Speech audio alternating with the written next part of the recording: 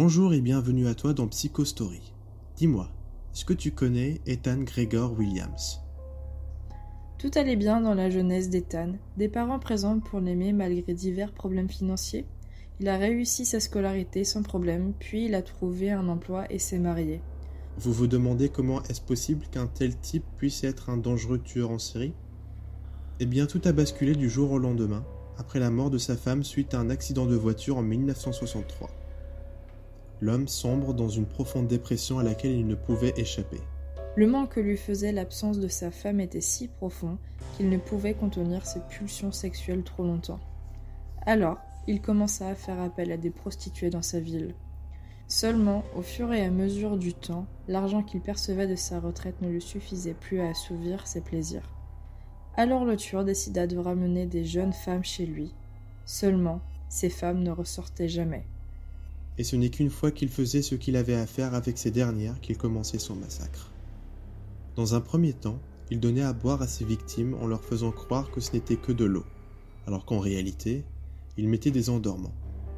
Une fois la victime endormie, il l'emmenait dans sa cave, qui était très loin des regards d'éventuels passants. Il les prenait sur son dos, alla jusqu'à la pièce en question qui était bien évidemment préparée pour ce genre de massacre et remplie d'objets tranchants en tout genre. Il attachait sa victime sur une chaise devant une table. Il attachait les chevilles aux deux pieds avant de la chaise et les deux mains sur la table. Il prenait ensuite un couteau qu'il prenait le temps de bien nettoyer avant.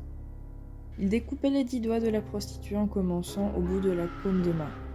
Il mettait ensuite les 10 doigts dans un hachoir afin de faire un jus de sang qu'il buvait par la suite, avec les bouts d'ossements qui restaient dans le jus.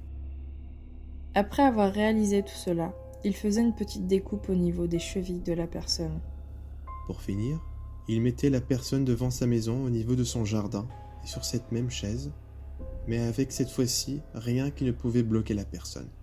Alors, une fois que la personne se réveillait avec une énorme douleur, elle se rendit compte du cauchemar dans lequel elle vivait avant d'essayer de prendre la fuite. Mais avec la découpe sur ses chevilles, elle retombait aussitôt. La victime mourait ainsi en se vidant de son sang, sans qu'elle ne puisse rien faire, tout en regardant son propre tueur accroupi devant elle, en souriant.